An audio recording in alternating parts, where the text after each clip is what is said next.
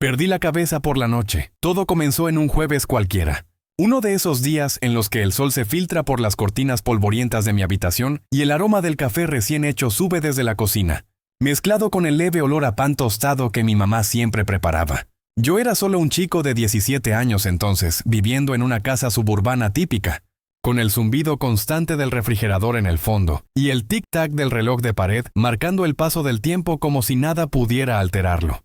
Pero esa tarde, mientras estaba tirado en el sofá, sintiendo el tejido áspero contra mi espalda y el calor pegajoso del verano pegándose a mi piel, algo cambió. Sentí una presión en el pecho, como si un peso invisible me apretara el corazón, y una voz resonó en mi oído, suave pero inconfundible, como un susurro que viene de dentro de ti mismo. He regresado. Al principio, pensé que era mi imaginación. Quizás el calor me estaba jugando una mala pasada, haciendo que el aire se sintiera más denso y opresivo. Pero pronto me di cuenta de que no era solo yo. Salí a la calle, el asfalto caliente bajo mis zapatillas, y vi a los vecinos saliendo de sus casas, mirando al cielo con expresiones de asombro mezclado con algo que no podía identificar del todo. Las nubes se disiparon de golpe, como si una mano invisible las apartara, y una luz brillante destelló por un instante, tan intensa que me obligó a entrecerrar los ojos. Un resplandor que no pertenecía al sol, sino a algo mucho más grande. El aire se enfrió de repente, un escalofrío recorriendo mi espina dorsal, y en ese momento lo supe. Dios era real, y estaba aquí. Todos lo sentimos. Esa certeza cálida pero inquietante en el pecho, como un abrazo que no pediste pero que no puedes rechazar. Los días siguientes fueron extraños, pero no inmediatamente aterradores. El mundo se volvió un poco más amable, o al menos eso parecía. La gente dejaba de discutir en las colas del supermercado, donde el olor a productos frescos se mezclaba con el zumbido de los fluorescentes. Los conductores cedían el paso con sonrisas tensas, el sonido de los claxones reemplazado por un silencio incómodo. No era por bondad pura, lo sentía en el aire, en la forma en que las conversaciones se cortaban abruptamente cuando alguien alzaba la voz un poco demasiado. Era miedo, un miedo sutil al principio, como el cosquilleo en la nuca cuando crees que alguien te observa. Nadie quería arriesgarse a una retribución divina, así que todos fingíamos gracia, caridad, girando la otra mejilla con manos que temblaban ligeramente. Yo observaba todo desde mi ventana, el vidrio frío contra mi frente, preguntándome qué vendría después. La presencia en mi pecho seguía allí. Un pulso constante, cálido pero vigilante, como si Dios estuviera respirando conmigo. Poco a poco empezaron las noticias raras. Algunos lo supieron de inmediato, familiares en cuidados paliativos que de repente mejoraban, el olor a antiséptico en los hospitales dando paso a suspiros de alivio. Otros, como yo, lo descubrimos más tarde a través de informes en la tele, el parloteo de los presentadores resonando en la sala de estar mientras el aroma de la cena se esparcía. Científicos y estadísticos anunciaron que las muertes habían caído a cero, no más desastres naturales con vientos aulladores y lluvias torrenciales, no más accidentes de tráfico con el crujido del metal retorcido. No más ataques al corazón que dejan un silencio pesado en el aire. La vida continuaba, pero sin ese final inevitable. Al principio sonaba como una bendición, ¿verdad? Imagina eso, inmortalidad, el calor del sol en tu piel para siempre, sin el frío de la tumba. Pero en mis noches de insomnio, tumbado en la cama con las sábanas arrugadas y pegajosas por el sudor, empecé a sentir un nudo en el estómago. ¿Qué significaba realmente? Los rumores sobre el culto empezaron a circular, susurros en el trabajo o en línea, donde el clic del ratón rompía el silencio de mi habitación oscura. Dependiendo de con quién hablaras era diferente. Algunos decían que era una llamada interior, otros que era una visión. No lo entendí hasta que le pasó a mi mamá. Era una noche normal, las 7 en punto, después de la cena. El olor a ajo y tomate aún flotaba en el aire, el plato caliente en mis manos mientras lavaba los trastos. Mamá se levantó del sofá, el cuero crujiendo bajo su peso, y se dirigió al perchero, poniéndose el abrigo con movimientos mecánicos, el tejido grueso rozando sus brazos. ¿A dónde vas, cariño?, preguntó papá, su voz confusa, el periódico arrugado en su regazo. He sido convocada, respondió ella, su tono plano pero sereno, como si estuviera anunciando que iba al supermercado. ¿Cómo dices? El Señor me ha convocado para el culto. El momento se sintió irreal. El aire de la habitación volviéndose más espeso. Un leve olor a ozono como después de una tormenta. La vida había tenido un tinte de irrealidad desde la revelación, pero ver a mamá dirigiéndose a la puerta era como un sueño del que no podías despertar. Mi hermano Marcus y yo intercambiamos miradas, el corazón latiéndome fuerte en el pecho. ¿Necesitas que te lleve?, Preguntó papá, aún confundido. El señor quiere que camine, dijo ella, y giró el pomo, el clic metálico resonando en el silencio. Salió a la noche fresca, el viento susurrando entre los árboles. Marcus y yo preguntamos si debíamos seguirla, pero papá nos dijo que nos quedáramos. Él la acompañó y no volvió hasta la noche siguiente.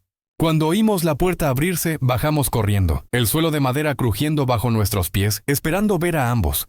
Solo era él, desaliñado, con ojeras profundas y una expresión apagada, el olor a tierra húmeda pegado a su ropa. Ella está de pie en un campo, dijo, su voz ronca.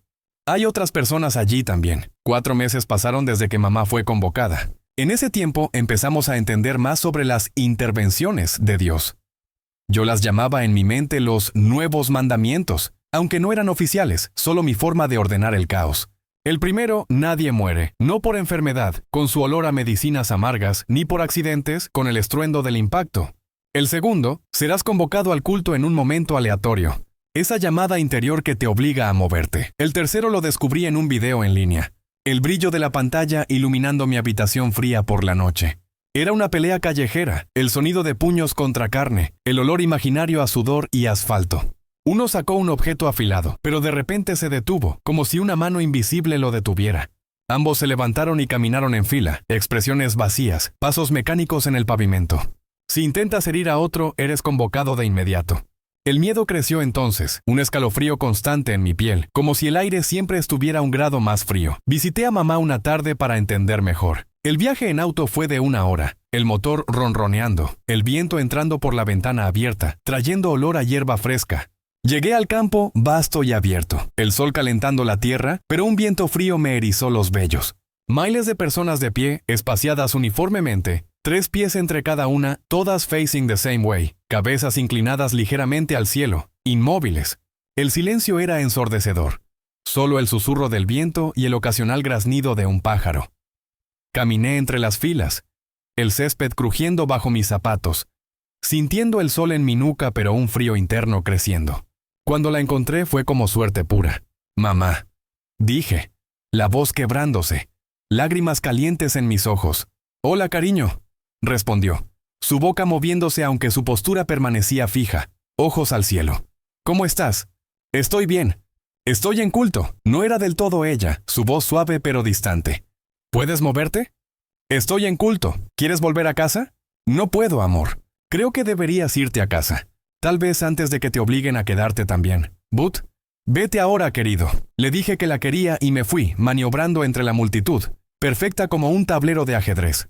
El aire se sentía más pesado al alejarme. El olor a tierra y sudor colectivo pegándose a mí. En el camino vi a otros visitantes, murmurando palabras de amor, recibiendo respuestas cortas, Dios-céntricas. Era como visitar estatuas, no tumbas, pero el dolor era el mismo, un vacío en el pecho. Pensé que el culto terminaría pronto, que mamá volvería, el aroma de su cocina llenando la casa de nuevo. Pero 1 año después llegó el 4º mandamiento. En culto no envejeces. Los sitios de culto crecían, parques, playas, plazas, llenos de figuras inmóviles bajo el sol o la lluvia, el agua goteando de sus ropas sin que se movieran. Los científicos lo confirmaron, su número disminuyendo a medida que eran convocados. El dolor del culto era un término real ahora, la pérdida de alguien a Dios, pero en silencio. Todos teníamos miedo al culto, pensamientos que intentaba mantener puros, temiendo que Dios los oyera en el silencio de mi mente. El mundo cambiaba. En el tren al trabajo, el traqueteo de los rieles, las expresiones de la gente pasaban de cansadas a mortificadas. Un olor a ansiedad colectiva en el aire confinado. Vi a una mujer romper en llanto, murmurando, «No quiero ir». O quizás lo imaginé proyectando mi propio miedo.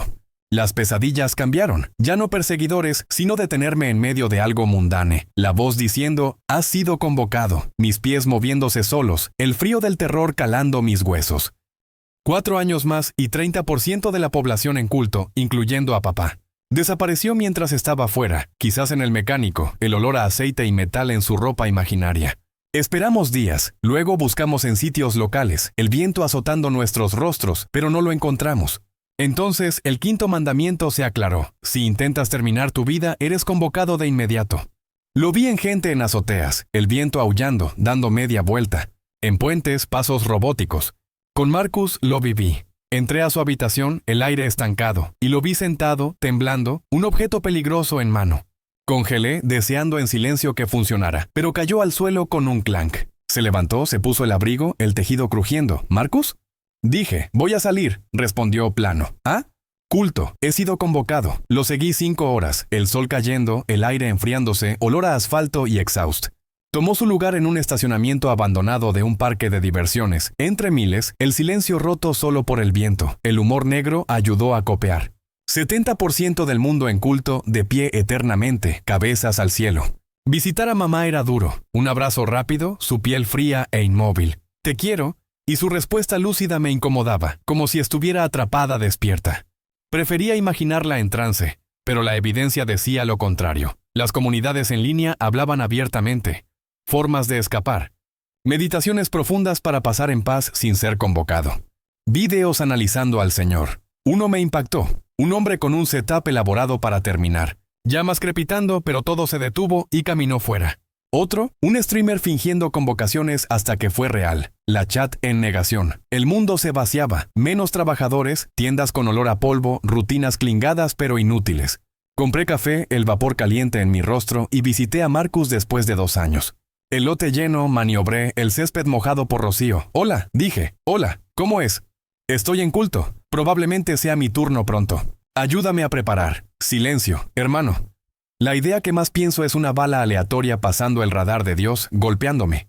Es mi sueño, sintió atrapado. Esto no parará. Eternidad. Sin fin. Puse mano en su hombro. Gesto vacío. Por favor, encuentra una forma de liberarme. Dijo, me fui, oyendo quizás, quédate, necesito conversación, o imaginándolo. El guilt pesando como plomo. La supervivencia era suerte tonta. Casi todos gone. Mi búsqueda empezó con papá. Escalando después de Marcus, meditaciones, incantaciones, viajes a lugares rumored donde la liberación era posible, el viento en mi rostro, desilusión constante, los viejos constantes, muerte e impuestos, nuevos, inmortalidad y culto, en ruta a mi intento 80, un flyer de Revier Lucien Ferrer prometiendo solución. 4 horas manejando, pasando sitios de culto, figuras inmóviles bajo el sol poniente, sintiendo mi tiempo cerrar.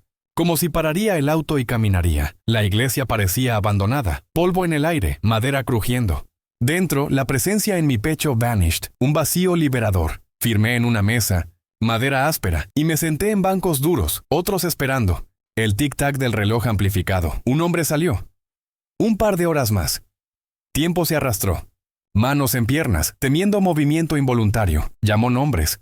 Gente yendo atrás. El sol bajaba, no podía esperar. ¿Jake Miller? Yo, grité, levantándome, temiendo vuelta involuntaria. Pero seguí al fondo, pasillos twisting, cajas, hasta una cabina confesional. Sangre seca en el asiento.